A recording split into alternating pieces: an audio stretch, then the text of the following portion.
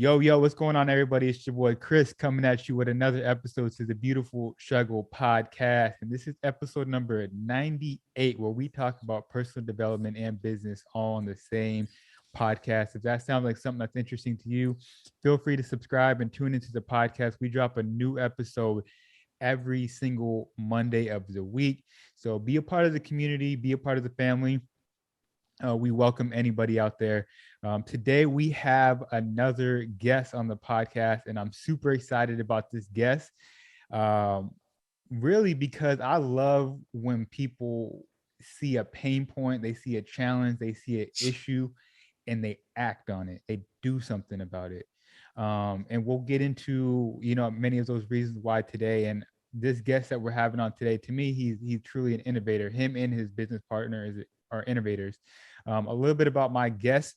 He is the co-founder and chief marketing officer of an app called Rapunzl Investments, which is a mobile application that allows individuals to stimulate stock portfolios for utilizing real-time market data. We're going to break all that down in today's episode. It might sound a little confusing, but it's really not. It's like I said, extremely impactful, very innovative. Him and his business partner, and the app has appeared on Fox News, ABC, CNN, all the major news outlets they have appeared on, from the south side of Chicago. Welcome, Myles Gage. How you doing, bro?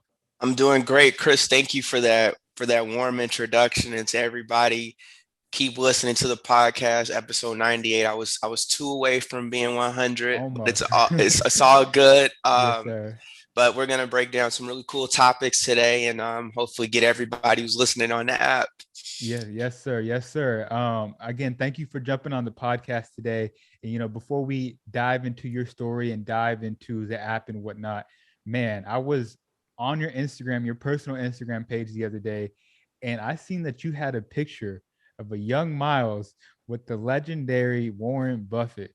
Man, talk to us about how that even came into play. And for the people out there that don't know who Warren Buffett is, let them know who he is and the power of that picture. Well, first off, Warren Buffett is debatably the best investor of all time.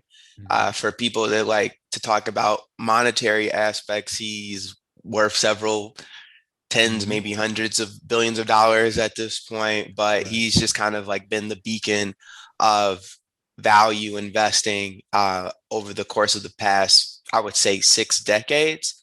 And how that picture even came to be, we're gonna go take a trip down memory lane and go back to Myles as a youngster. But basically, I attended a school on the south side of Chicago called Ariel Community Academy that was founded by John Rogers, who's the CEO of Ariel Investments, which is the largest minority-owned asset management firm in the world, and Arnie Duncan, who was the former Secretary of Education. But basically, they felt that in addition to math, science, history, social studies, etc., that personal finance needed to be integral in elementary curriculum, because regardless of what field you go into, you're going to get a check. And oftentimes people don't know what to do with their money, and that basically exacerbates and perpetuates all of these poor spending habits and savings habits, especially in the Black community. So this school had a finance-based curriculum. We started learning about economics and investing in first grade. Each 6th grade class is given $20,000 of real money to manage. I was a part of the junior board of directors, which was a small segment of students that got to allocate those funds. On top of that, I joined a investment club outside of my school called Ujama Junior. And that's when I started investing my own money and started building my own stock portfolio, which brings me to 2008 when I was in 8th grade. So slow down a little bit real quick. You started building your stock portfolio at what age? 12, and this is 06. Yes. That's amazing. Right. And I'm not going to say I was I'm not going to say that I really wanted to do it. It was more so my brother was already a member of this club. So my mom was like, you're joining this club. I already knew about the stock market in school, and I understood it. But at the same time, this club met once a month on Sunday. So as a 12-year-old, I'm like, man, I want to hang out and Right, watch right. cartoons or whatever 12-year-olds are doing and whatnot. So anyway, in eighth grade, I entered this essay competition hosted by the Federal Reserve Bank of Chicago, where I wrote an essay about financing my college tuition, with my main point being liquidating a stock portfolio. And won that competition. As a result of that, was on multiple different or many media platforms like Fox Business News, the Hmm. Chicago Sun-Times Tribune. Nonetheless, it's a creates a really good look for Ariel, and it's like the proof of concept for John and Arnie about, like, if you can educate students about this, they can grasp them and they can really thrive in it. So my brother had won that competition in '04, so he was the first winner. So nonetheless, my brother and I, we really stood out amongst other students at our school. So Hmm. whenever Ariel Investments, like the actual asset management firm, would have different events or conferences, we would often get invited to them. So Mm. in 2008, when Barack Obama was running for office, Ariel hosted a fundraiser at their office to raise money for his campaign. Mm. And the theme around it, or the idea around it, was have dinner with Warren Buffett. So Mm. a bunch of people paid money to come eat dinner and meet Warren Buffett. My brother and I, we get the invite like, hey, do you guys want to meet Warren Buffett today? Or Wow. maybe it was like a 3-day event notice or whatever. And we're like, duh. Right. So I'm just like, wait, we're meeting Warren Buffett. So this is crazy, because we talk about Warren Buffett not only at school but in the investment club. And so I already knew who he was. He's a guru, and he Hmm. we live by the quote: when others are greedy, be fearful; when others are fearful, be greedy. So Mm. I'm I already had read his book, Tap Right, Dancing to right. Work, all that stuff. So anyway, we go to the office of Ariel Investments. I believe it was August of 2008, and we meet him and we take a picture with him. His wife says, let let Myles hold your wallet. So then I have this picture, me holding his wallet.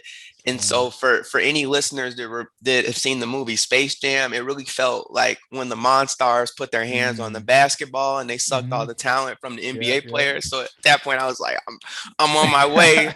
It's up now. Right. But yeah, I Man. mean, that was just really one of those experiences that just really helped me understand that, for me, I felt that anything was possible. And then Mm. anything that I put my mind to, I really could achieve it. If I'm meeting this person and I'm interacting with him and I'm saying that Mm. he's a person, like he's normal, I'm like, oh, Mm. okay, I'll figure it out. But it's not, it didn't seem out of reach. But I Right. know it'll take time to get wherever he is. And I probably won't be on that level, but nonetheless, I knew I was in good company, and I felt that it really made me put a battery in my back, and Mm. instilled a lot of drive in me. I'll say that much. No, that's amazing. You said good company. I love that because when you see somebody that's on that level, you said the word guru, at that level, and you're around him, you're interacting with him, and you're in that environment, it gives you, like you said, that battery, that sense of hope, like, yo, I can do this as well. Like, they're human like me, and that's the truth. Any celebrity, anybody that you may look up to, yeah, you may admire them, but at the end of the day, they bleed like we bleed. They Hmm. have the same 24 hours as us. So I know Warren Buffett may not look like us, but you being in the same room as him and you interacting with him and reading his book, and you really putting the pieces to the puzzle together, it's like, wow, I could really do something. I can make something out of myself. So I love that, especially at a young age. Absolutely incredible. I'm sure you'll dive into you growing up in the South Side of Chicago, but any 12-year-old, black or Hispanic, Latino growing up, we're usually outside, messing around, and we're not thinking about investing at No, all. So that's amazing that you were in that environment.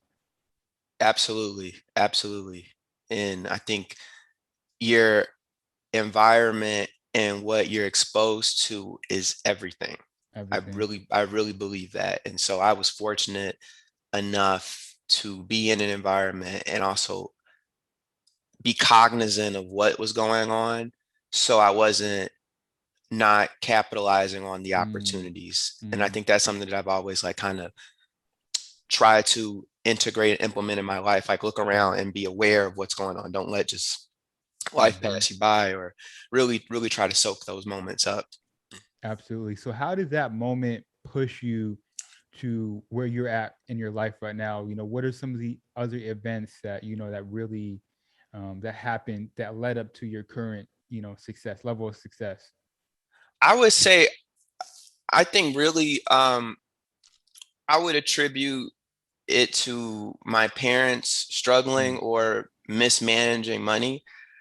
okay. I would say that from when I was born to when I was 12, I would say I grew up in a pretty stable middle class community in the South Loop neighborhood of Chicago. And so I attended a school on the South Side, right? So a lot of kids looked at me and they were like, oh, this is some like rich kid, like you live downtown, like your dad Mm, has a business, etc. But I also saw how my parents were struggling. Like, even if in theory they had these things, or to the untrained eye, it wasn't all great. So my family was impacted by the '07 recession, just like millions of other Americans. So we lost our house in '07, had ended up, my parents ended up splitting up. We moved to a not so great neighborhood on the south side of Chicago in Bronzeville. It's definitely was up and coming, but there was still like a lot of activity. Like there mm, were these like projects behind our apartment, which was nice, but nonetheless, there were like drive-bys, and I'm like 13 at the time, and right. I'm used to kind of like there was like a landscaper in our old neighborhood. So this was like a complete culture, just shifted Culture. for me, Yeah. and definitely how I felt as a peer in my school, because they still look at me and I'm like, nah, you don't even really know what's going on. So really, my mom put us in that school because she knew that her and my dad made a bunch of poor mistakes, and didn't she wanted to break the cycle. It was really on her. Mm, mm, So just seeing how hard my mom went and all the sacrifices that she made really made me really just want to change my situation and circumstances. So I always knew that like it's bigger than me. I gotta work to make her life easier at the end of the mm-hmm, day. But I also understood that I'm gaining and learning all of these different concepts that a lot of other Black and brown kids to don't learn. So I felt that mm-hmm, I also had a responsibility to try to bestow some of the information and the nuggets that I'm learning on other mm-hmm, people. So I mentioned that I was a member of an investment club, Ujama Junior, and there was a subset of that club called the Wealth Warriors, and that was comprised of a group of about six of us, and we would go on speaking engagements in many different communities in the Midwest, predominantly Black, and talk about various mm-hmm, concepts related to personal finance. So I would have this speech about financial fitness and talking about exercising mm, your financial muscles early on, and not necessarily buying all those discretionary consumer goods, and trying to become an owner of a company through the mm-hmm, form of investing. And that's kind of what really, I would say, drove me and made me want to do something bigger, and really try to give back. mm. And so, what age were you at that point when you were going around giving those speeches? I was in middle school, so this is, I would Okay. say, seventh, eighth grade, and a little bit of ninth grade. So like 2007 to like '09. Got you, got you. Mhm. And did you end up going to college? I did go to college. Okay. I Is went that where to you met your business partner? Or No, was it high so school? this is a another part of the story Okay. that I think is really important. So one of my prizes for winning the Money Smart competition in '08 was a full ride scholarship to go to the University of Chicago Lab School in Hyde Park. Wow. So Wow. it's like one of the best schools in Chicago. That was a culture shock for me, because Barack Obama's kids actually attended the school. So there was like Secret Service on the roof. And this is '08. So this is when he's running for office the first time. And Wow. there are all these different crazy kids that go there, of major titans from Chicago. So Mm-hmm. mind you, I went from this public elementary school on the South Side where they thought I quote unquote was well off, and I already knew that we weren't, especially given the Right. challenges that we face financially. And now I'm going to this private school where it's like I'm really at the bottom of the, Yeah. the totem pole from a financial standpoint. So there was definitely some insecurity initially going in and just not feeling like I fit in. But oddly enough, my first friend and one of the first people that I met at school was this kid, Brian Curcio. Mhm. And Lab is a school that's kindergarten through 12th grade. So most of the kids have been there since they were 5 and already knew each other. And Brian and I were the new kids. And Mm. we felt that we just didn't really fit in. So we just Right. hit it Right. off in that regard.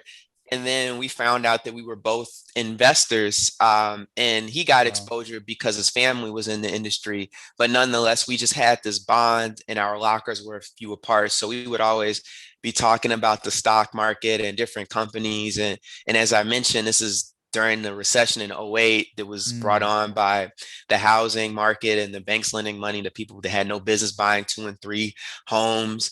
And we saw all this dislocation, or we saw industries that were not related to the housing market being negatively impacted. So it was like a Kmart Blue Light special. Mm. All these companies were on sale. So we had all these heated discussions, and that's just was one is one of my best friends, and that's where we bonded.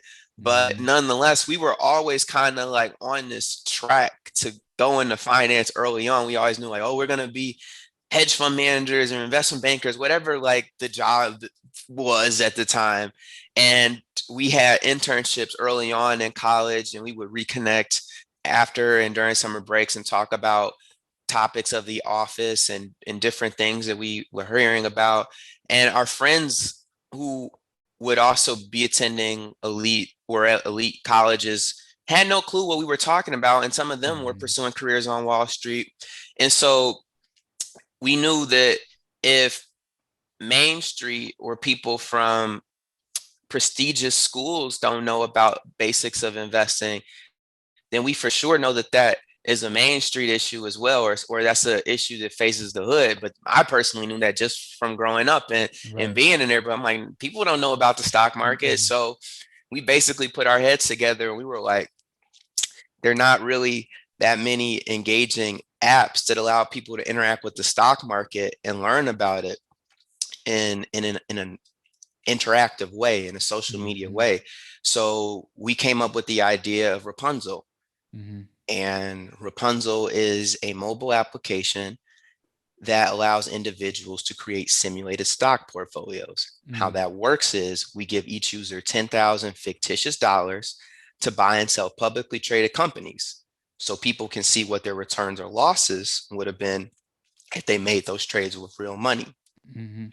And it's an interactive community. So you can follow people, you can like their trades as you start to hone in on your own investing strategy. So it's like the Instagram for simulated trading. But the kicker of Rapunzel is we allow our users to enter into competitions for previously scholarship prizes. So that keeps you engaged. It's like, hey, I can use this app and then win a scholarship to pay for school. But now we're launching cash prizes for Mm. users over the age of 18. And that's something that I Mm. think is really cool. And I think Yeah. the timing for that couldn't be better, especially with early 2021. We saw the whole Reddit craze, Mhm. and we had all these people, mom and everybody's mom was on Reddit looking for stock tips, buying Right. Right. whatever company it was and not understanding the fundamentals. So now there's this sudden appetite for investing in the stock market and cryptos. And rather than lose your money on whatever platform you're utilizing, come to Rapunzel. Utilize Rapunzel. Like you can practice, you can learn, and you can enter your portfolio and you can earn money doing it. So Mhm. we felt that this was like this was the sweet spot. But in 2016, 2017, around the idea's inception, that wasn't the case then. We were trying to convince people like why they should Mhm. utilize the app. But I think I'll mention one thing. the reason that we call it the app Rapunzel is because people often view the world of investing and the returns of Wall Street as something that's perched in an ivory tower that's Mm, inaccessible to most people. So we're essentially mm, rolling down that hair to allow yeah. everyone to Mm. climb the tower to I financial love that. success. I love that. No, I love that. I'm in the same mindset where what I say is I'm always trying to put the ladder down for the people behind me so they can come up. That's essentially Right. what you guys are doing. And for the listeners out there, don't let this go over your guys' head. You know, these guys are creating a platform that you guys can go on there. It's not real money, but you can potentially win real money by just learning how to trade stocks and learning basic fundamentals and whatnot. I think it's extremely important because, like you said, in the beginning of this year, a lot of people were it was a craze. Everybody wanted a piece of what people were doing, making money online. And it can be dangerous. You go on there, it's hyped up right now, everybody's making money, and you go on there and you try to make you some money. You don't know how to do it, you're gonna lose you some money. And unfortunately, I think there's been a couple situations where a couple of people have taken their life because they didn't really know what they were doing, or they lost all this money. So it's the stock market, you can lose a lot of money, you can make a lot of money, but you can also lose a lot of money. So I think this app that they created is genius to me. It's phenomenal, and it's a great place for any beginner to start, or maybe even if you're advanced, somewhere you can go and you can kind of test out your strategies. It'd be a great platform for that. But you can go ahead and go into it a little bit more. No, absolutely not. You know what, Chris? For the listeners, I did not pay him to say that, by the way. But that's essentially what it is, regardless of what level you're at, whether you're a novice investor or an advanced investor. It's Mhm. a great platform. Whether you just want to figure out and see how the markets move, to ultimately realize that maybe I need to be investing in ETFs or leave this to a professional, Mhm. but nonetheless I want to make it work because I'm not a good stock picker, because most people aren't. Or if you're an advanced investor or trader and it's like, hey, maybe I want to see what this short position looks like before I Mhm. go implement it in my real brokerage account. And also, I think I'm a really good trader and it's a cash competition. So let me go enter it and win some Right. money. Like, you can do that too. So it's literally for everybody. And I think the beauty of it having the social component is those novice investors can Mhm. friend the more experienced one, because we have weekly, monthly competitions, and there's a public leaderboard, so Mhm. you can see who's Mhm. on top, and you can see what companies that they're buying, and you can be like, okay, okay, they did that, and then you go do some little bit more research and read about the company. Like, okay, that makes sense why they invest in that, because this company is investing or doing research and development for this new product, which is going to satisfy this problem, and their earnings are coming out next week, and it looks like that they are going to exceed their earnings expectations, so the stock price is likely going to jump up. Like, okay, cool. So we've seen a lot of students and young people connect those dots, and I think it's, for me, it's really, I just got to emphasize seeing kids from the hood Mhm. pick this up Yeah. and start to digest these concepts. And that's the coolest thing for me. And I think a lot of folks who don't understand what's going on in a lot of these neighborhoods, it's like the reason that they do what they do is because there are no opportunities. But if you show somebody Mhm. how to make money like in a legit way, or expose them to these opportunities, they're gonna They're gonna gobble do it. that up. So one thing that I always say when I go and talk to students, and this was something that one of my fellow investment club members, Damon Williams, used to say, is every time like he would look around the room, he would ask how many people have like Nike shoes on, and like 80% of people would raise their Mhm. hands, and then he would say like, every time you buy Nike shoes, you're paying me. And kids, it would, their minds would be boggling like, how? And then you'd be like, well, I'm a shareholder of Nike, so Mm. I benefit when you buy the products because that contributes Mm. to the bottom line. And if the company is profitable and consistently is growing revenue over a year, typically that translate into share price rising. So I often use that when I speak to students, but that guy is a whiz for sure. No, I love that. I love what you said. We a lot of these people want a lot of the kids in the hood.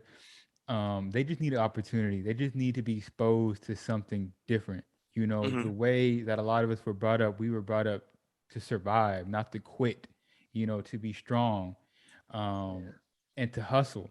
And we Yeah. can channel that energy to something positive, like business, investing. Man, there's a lot of talent in the hood. You know, there's a lot of great people, a lot of great things can come out the hood. We just have to channel that into something positive. You know. And people don't even think they think a lot of these kids are criminals. I'm like, these kids are No, geniuses. It's like no, there's so much geniuses. ingenuity. You become, when you don't have resources, you figure it out. So You the figure fact it that out. people figure out how to do things with so little is something that you really should not, shy away from, or you can't Mm-hmm. ignore that. There's something there. And that's something that I've just seen personally growing up, and seeing some of the egregious circumstances that some of my peers have had and how they've overcome those obstacles. And maybe it wasn't the same route that I chose, but I'm like, Mm-hmm. wow, that's cool. But imagine Yeah, if you had some mentors where you would be, or even the kids that we interact with when we go into the school. So I think that's just something that's near and dear to me. Is like, if I can operate in this world, I'm trying to usher in other people, or at least provide a blueprint on how you can do it too, or at least carve your own lane, and create your own story, uh, and help other people as well. absolutely. You said something dope about the platform. You said it has like a social media aspect to it where you can see what other people are doing. I love that because nowadays we live in a time where we want to make quick money and we want the answer like this. We just give us the answer. But in your respect, you're saying, look, you can see what other people are doing, and you can go ahead and do your own research, and you can learn how I made this decision, so you can go ahead and make the decision for yourself. And again, we don't have that mentality nowadays, especially with social media. We just everything is like we want to just put it in the microwave. 30-second answer. Give it to me. You know what I'm saying? Oh But yeah, no. it tastes better when you put it together and you put it in the oven and you take a couple days. So you know Yeah, what I'm you you saying? you got it. You got to put it in the crock pot, let it slow Exactly. cook. I think our generation is the biggest victim to instant gratification. Facts. And a lot of these things that are portrayed on social media is, a lot of people portray these lifestyles of having whatever they have, and most of the times that's not even the case. Everyone wants to show you this facade, this idea, but no Mm-hmm. one ever shows you Mm-hmm. what's really going on behind the scenes. And people think that, like, because someone got it like overnight, or they think it came overnight, that they want these instant, like you said, microwave results. Nothing comes overnight, and I think that that's something that needs to be emphasized a little bit more. Good things do come to those who wait, and Mm-hmm. you do have to be patient. And Mm-hmm. investing is a is something that's very much patient, right? Mm-hmm. And if we look at history, the S&P 500, which is an index which represents 500 largest companies, give or take, since its inception, the S&P 500 has delivered returns of 10% annually on average for like the past 50 years. And that's including economic downturns. So in English, for anyone that doesn't understand what I'm saying, if you were to just put your money like in an index fund or ETF and just leave it there, on average, that is going to generate returns of 10% year over year. Mm-hmm.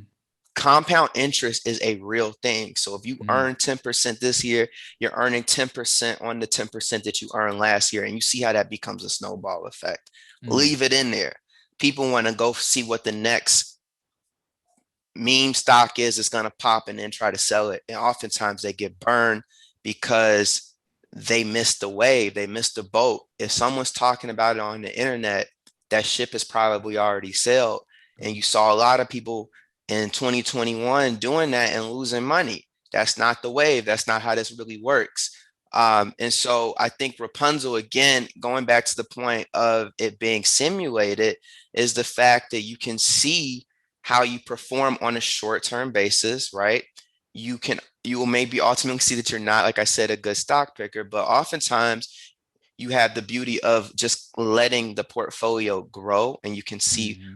if you don't touch it or if you just can keep contributing it to it versus trying to sell out or sell your shares Mm-hmm. every time the stock price goes up or selling your shares when the stock price Mm-hmm. drops.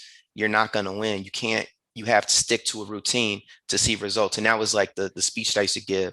Just like any exercise routine, Yeah. you're not just going to get buff overnight. You got to you Mm. keep doing your chin ups, keep doing your Right. pull Right. ups over time, and keep being consistent with it. And that's how you see returns. And I think that this app is a great tool to help people do that. But nonetheless, for that 18 to 20, that over 18 crowd, I think is also a cool way to earn cash and interact with the stock market in a different way. Absolutely. I love it. So we spoke about the app, Hmm. which if you guys are not into stocks, please do me a favor, go download the app and start interacting with it and start learning about how you can potentially create some financial freedom for yourself. Hmm. Please go do that. Rapunzel Investments. And is it available like on Apple? Is it available on all platforms? I know people got Androids and whatnot. Yeah, we're everywhere. So we're Okay. iOS, Google Play Store. It's Rapunzel without the E. So it's Mm-hmm. Rapunzl Mm-hmm. investments. Mm-hmm. Investments spelled the normal way. So it's Rapunzel Investments, Google Play, iOS. Go download that. Please check it out. Please check it out. So we spoke about that. Now I want to give some practical advice to some people out there. You kind of spoke about, some basics of stock investing, but what are some other basics and that people can apply to their life that maybe they never learned in school and they should have? What are some other things that we can give to the people out there? Um, what is can you repeat the question one more time? Sorry, I was No, no, no, just thinking no, about no, no, something. no, no, no. You good, you good. So, we she spoke about the app. I definitely want to give some people some practical advice out there. What are some basic fundamentals that people should be looking at when they're investing? Maybe some things that they should have learned in school and they didn't learn. I know you just spoke about ETFs, but what are some other things that you give to the people out there? I would say, and I feel like I'm a broken record. Don't follow everybody else. Don't buy the company that you hear about on the internet. Mm, First, when you're first investing, think about companies that you actually support on a daily basis, mm, businesses that you actually support. If you like Big Macs and you go to McDonald's 5 times a week, maybe it's you that should own some simple. McDonald's stock. It's If that you simple. if you got an iPhone, if you have an iPad, if you got AirPods, if you got a MacBook, maybe you want to buy Apple stock.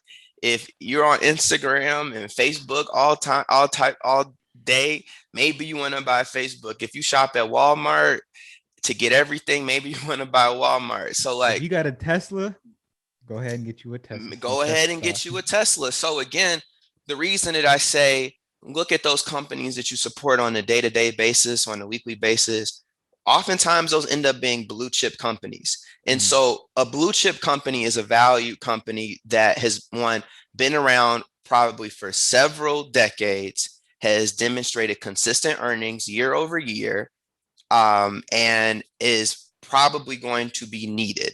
And blue chip companies, while they are unlikely to experience meteoric growth, mm, they are also less likely to experience sharp decline right. because they are industry leaders and they have sizable market share. So they are pretty consistent year over year. So when you're initially investing, look at blue chip, stable, solid companies that are market leaders. Mm, On top of that, you also want to diversify. mm, I gave an example. If you okay, maybe you shop at Walmart, you shop at Target. Maybe you decide, okay, I'm going to buy Walmart and Target. Maybe you just pick one.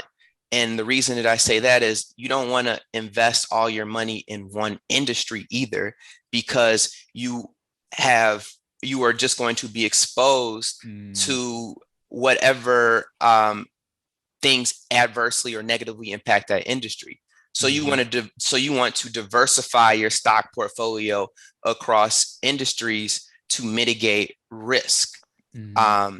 And basically, if one industry is impacted by interest rates rising or something like that, Mm-hmm. another industry may benefit from that. So if you own Mm. a Like that. company, your portfolio won't totally be down because the losses or the share price decreasing in one industry will be offset by the stock increasing in the other industry. So it's a way Mm-hmm. to kind of mitigate your risk. Diversification is key, and it goes back to the old saying: "Don't put all your eggs in one basket," because Mm-hmm. if you trip on those eggs, you're gonna be hungry. But if you Mm. have two baskets in one arm, if you fall, then you got the other one, so then you can still Right. go make an omelet. So Right. that's kind of Wow. one Wow. one piece of advice I would give to any new investor. The other thing, beyond looking at companies that you support and diversification across various industries, is you got to do your research. Mm. And I think a lot of research can be done by browsing a company's annual report. An Mm. annual report is essentially a report card for a company where they basically tell you a summary of how they performed over their fiscal year, what's going on with the organization, what are their future outlooks for the organization. They also have financial statements, and the three financial statements are the income statement, balance sheet, and cash flow. Those are basically that shows you the vitality of the company. At the end of the day, the income statement tells you if the company's profitable and tells you what their expenses are. The balance sheet gives you a snapshot of what the company's assets are, like how much cash they have, what are their accounts receivables, which is like how much money are they going to receive from vendors. That also shows you what property or real estate they own. Then on the balance sheets, there are also their liabilities. What debt do they have? What are their accounts payable? Who do they owe money to? And then it also it also showcases shareholder equity. So how much is currently invested in the company from outside investors. So Mm. that tells you, just gives you a snapshot of financial health. Then the cash flow tells you how money is coming in and out of the company as well. But again, I would say start looking at annual reports. Just like with anything, in order to understand it, you're going to have to spend time Right. actually researching it. So Rapunzel is a great tool, but it doesn't stop there. And I Mm-hmm. think it is a good platform to get people, one, the initial exposure to the market. It's also a great tool to enter competitions and earn cash, but it also allows you to really start taking charge of your financial future. Mm. Love that. Love that. Couple more questions I had. You were a young founder. You founded this company at what age? I founded the company at 22, 22. So were you in college still? just graduated. Just graduated. So I'm curious, what are some ways for the young folks out there, for the young people out there, what are some ways they can position themselves to financially launch a company right after college? Because the thought of even doing that seems impossible for a lot of young people because, coming out of college, the first word they think of is debt. I got debt and I got to get a job. And you over here talking about I can launch a company, so what are some ways that people can position themselves to do that? I had both of those things. So I Okay. Talk came out about of it. Love college it. with student loans, and I came out of college with a job because that's the name Mm, of the game. And what I would say for people who are trying to get capital to fund their business, there's so much work that has to go in to a thought, a product, a service before you even go out and ask for a dollar. So mm, I think the key is to do exhaustive market research on whatever it is you're trying to do so you can show that you're an expert on the topic before you go out. Because when people or institutions invest in early stage companies, they're not investing in the business, they're investing in the people because it's an mm, idea, it's not making money.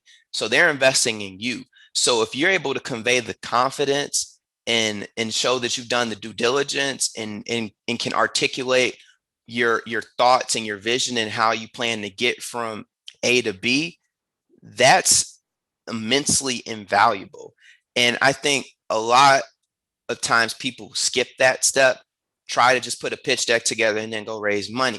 That's not the case. I think that you got to do a lot of research. Maybe it's even creating a white paper, which is a research report, shows you what's the problem and then what's the solution, and then how this thing ultimately is going to solve that problem, and also show that you've done your homework and you know what the competitors are, the landscape, the size of the industry, what it's projected to be, what it's been in the future, or what it's been in the past, who's currently active players, etc.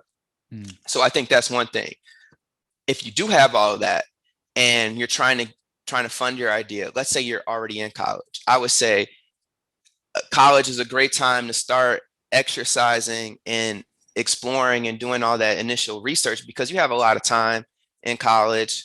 And I think that you can do a lot on campus. I also know that in colleges, there are a lot of various incubators and pitch competitions that you can enter. So I would also encourage young people to do that as well.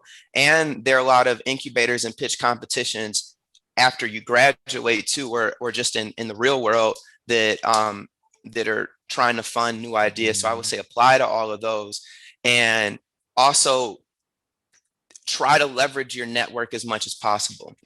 And if you don't have a network and you don't have people that can write checks for you, that's also fine too. But there's probably somebody that that knows somebody that could potentially help you out. And that's why I say, for students that are at the university level, leverage your alumni networks, leverage the resources on campus, because people do like to help other folks. And sometimes if you ask somebody for help, it may come with a check. So that's like my advice that I would give. But raising capital and trying to get businesses off the ground is definitely no walk in the park. But the beauty of the internet is there's so many people that have done it before, and there's so many different case studies that you can literally go and see what other people have done and try to create or model yourself after them, or create your own formula, because no one's route is the same. That's the thing. And that's what I've learned just from looking and researching about other founders. I'm like, this is great, but what worked for them isn't going to work for me. And what worked for me may not work for somebody else. So it's just looking at what I've done and try to think about what are your competitive advantages, or what things do you have, or superpowers that no one else has, and try to apply that for whatever thing that you're trying to do. That's what I would say to anyone trying to get an idea off the ground. No, I absolutely love that. And it goes back to, a lot of this is going to take work and it's going to take time. But you develop a routine, you do a little bit at a time every single day. You're going to look back after a year and be like, wow, I came a long way. And the thing you said about reaching out for help, you just reminded me what my wife would say. It's, closed mouths don't get fed. You'll never know what you can get, or what room you can get in, by you just simply asking. Yeah, Just simply asking. exactly. And I mean, in the COVID world, let's say we're not having a bunch of in-person networking events. The internet is real. It's still a tool. LinkedIn is a great platform. You can reach out to people on there, send them cold emails, cold call. I mean, I did all of that. Yeah. Every single thing. I flipped up every rock to try to get someone on the phone. You have to Miles and be I, exhaustive. not to cut you off, but Miles and I met via email. Exactly. Via email. You know what I'm saying? So you just Exactly. never know, man. You So never know. I love that. So taking and I know we got a couple more minutes here, but taking a slight left turn here, man. I'm curious, as a young founder, as somebody that's trying to make a huge impact on the world and our community. What are some of the ways that you take care of your mental health? Great, And great question. and you can probably sit on it for a second, because I know, as entrepreneurs, man, like, we're thinking so much, we're doing so much, we're doing podcast interviews. There's a lot going on, but there's definitely a time where we have to take care of ourselves. and our well-being. So I'm curious, man, what are some of the ways that you do that? Especially as a young owner. I'm 27. I'm still like constantly improving, my mental health and figuring out ways that I can do better as an entrepreneur. So what are some of the ways that you do that? I think one, finding a support system Mm, is key. You need to find people that you trust, that you can confide in and talk about your issues in a healthy way. You can't really repress or bottle things up. I think that mm, that's the first thing, because this entrepreneurship thing is, it's a roller coaster, and you yeah. feel like you're going crazy at times. So and the most people don't understand what this is like. They think, a lot of times I feel like entrepreneurship is romanticized and it's like this Mm, glamorous thing, but it's really a grind, and mm, you're really trying to get something out of the mud. You're really trying to make something happen that doesn't exist. So you may see a vision, but everybody else may not see that. And then if some people may say the wrong thing, and then that discourages you. So one, support system. Also two, try to limit who you share things with, because if mm, someone's negative, that energy does spill over and it can mm, impact you. I would say the other thing is make sure that you take time to reset, decompress, and take time off. Like that's why I'm on the West Coast right now. mm, We have a really meticulous or rigorous intensive fall college tour coming up. So I'm like, I know I'm about to be on the road. So I need just to step away from the hustle and bustle of Chicago and just, mm. if even if I'm working out here, just get a change of scenery so I can Right. breathe and decompress. So I think that that's something that is really important, and this week has been great for that, in that sense. Also, like I said, step away, even if you don't travel or whatever. Maybe it's just shutting your email off, shutting the phone off, Mm, and meditating, taking 30 minutes to just let your mind just run free. Whatever yeah. thoughts come to your head, don't focus on one, but just take a step back to breathe. Mm-hmm. And I think another thing that's helpful for me is working out, and again having a routine. So like getting up early and working out. If I know I have a really challenging day, if I get a lift in, I feel good to go Mm-hmm. tackle today's issues, because I just physically did something arduous. So I Right. feel that I can go do whatever. And then I've noticed the days that I don't work out and I have an intensive day, that I'm like, I'm beat, I'm spent after that. But I think that's helpful. And then making sure you have like a balanced diet too, eating good, getting Mm-hmm. the protein, so that you're energized and can function well. But that's what I do. But again, I'm still trying to figure this thing out Yeah. too. But at the same time, I know health is the real wealth. Forget Mm-hmm. whatever dollar amount or whatever someone thinks of success. If you have infinity dollars and you're sick, it doesn't mean anything, because you can't do anything. And I think Exactly. it's also important to really make sure that you still spend time and connect with family as well, because that you can kind of get disconnected from them as well. So that I Yeah. think, like talking to my mom and other members is super helpful, and getting wisdom from older Mm-hmm. people is real good too, especially folks that have been in similar situations. Fine. And again, in addition to like the support group, like advisors, older people that have gray hairs that have been in the Mm-hmm. journey, that they're good sounding boards, because they can often be like, yeah, I was there too. It's tough, but if you stick with it, if you thug it out, you'll be all right. Yeah. And Yeah. Yeah. sometimes that's the reassurance that you need. No, absolutely. You hit on pretty much all the major points when it comes to like taking care of your mental health, in my opinion. So I definitely love that. Wrapping up this episode, um, a lot I hear a lot of times, people talking about creating generational wealth and breaking generational curses.